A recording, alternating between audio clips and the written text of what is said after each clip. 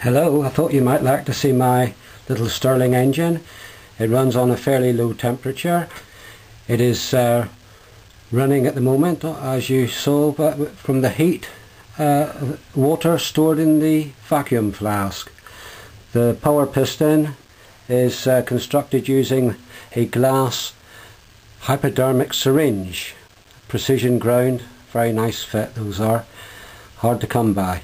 The flywheel is glass, and all the rest of the construction is aluminium, with the exception of the displacer, which is foam.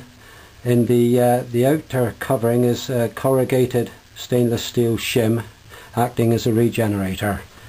I think that's all I can say about it. Thank you for watching.